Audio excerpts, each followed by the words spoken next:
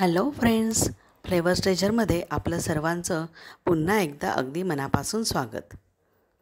आजच्या भागात आपण एक मस्त अशी नाश्त्यासाठीची डिश बघणार आहोत, ज्याचं नाव आहे दडपे पोहे.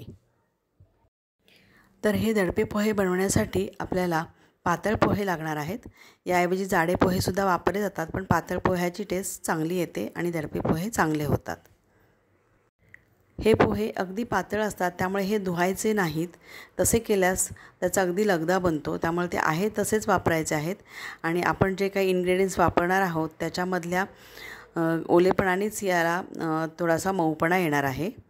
तर हे इथं मी 1.5 बाऊल घेतलेला आहे, साधारण 4 माणसांसाठी. शेंगदाणे घेतले आहेत पाव वाटी. मिरची आणि लिंबू घेतलेला आहे. 1 चमचाभर आलं बारीक पेस्ट करून घेतलेला आहे. 2 कांदे बारीक चिरून घेतलेले आहेत. कोथिंबीर आणि ओलं खोबरं खिसून घेतलेलं आहे. या आता पोह्यामध्ये पहिल्यांदा कांदा घालून व्यवस्थित मिक्स करून घ्यायचा आहे. त्यानंतर त्याच्यामध्ये ओली कोथिंबीर घालायची आहे. हेही मिक्स करायचं आहे. ओलं खोबरं घालायचं आहे. हे मिक्स करून ठेवायचा फायदा असा की याच्यामुळे याच्यातलं जे पाणी असतं ते पोह्यामध्ये मुरतं आणि पोहे मऊ होतात. आणि जे आलं आपण घेतलं होतं पेस्ट करून ते पण याच्यामध्ये घालायचं आहे.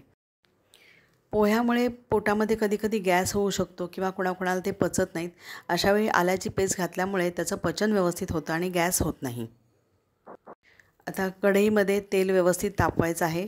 सुरुवातीला थोडंसं जास्त तेल घ्यायचं आहे, जेणेकरून आपल्याला यामध्ये शेंगदाणे व्यवस्थित खरपूस असे तळता येतील. एक्स्ट्रा झालेलं तेल तुम्ही काढून ठेवलं तरीही चालेल. या रेसिपीची साहित्य आणि कृती डिस्क्रिप्शन बॉक्समध्ये दिलेली आहे, त्या ठिकाणी तुम्ही ती जाऊन पाहू शकता. इथे मीठ घेतलेलं आहे 1 चमचाभर. आपल्या चवीनुसार कमी जास्त करायला हरकत नाही. मीठसुद्धा आता याच्यामध्ये घालून व्यवस्थित मिक्स करून घेतलेलं आहे.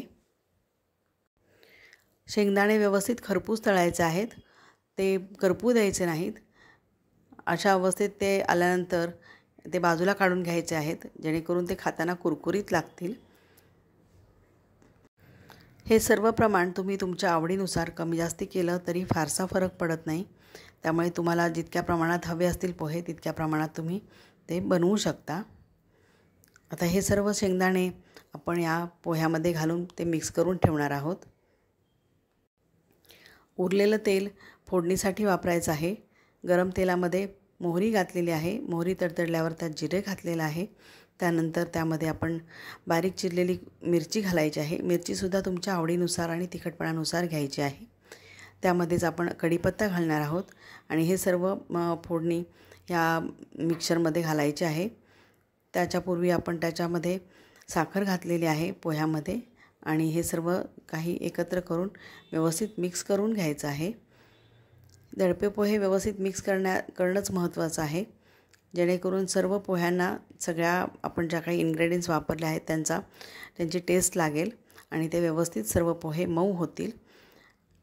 आता ह्याच्यामध्ये जर अगदी सुके असे वाटले पोहे तर त्याच्यामध्ये थोडासा एक पाण्याचा हबका मारला तरीसुद्धा पोहे थोडे ओलसर होतात आणि त्यामुळे सुद्धा ते खाताना चांगले वाटतात. तर गरज असेल तर थोडासा पाण्याचा हबका मारायला हरकत नाही, म्हणजे थोडंसं पाणी शिंपडायचं आहे.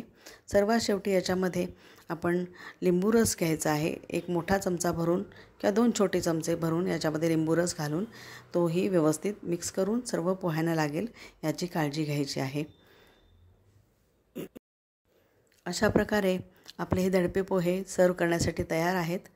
तर हे कुठल्याही नाश्त्याला पटकन बनण्यासाठी हा पदार्थ अगदी रेडी आहे आणि खायलाही चांगले लागतात.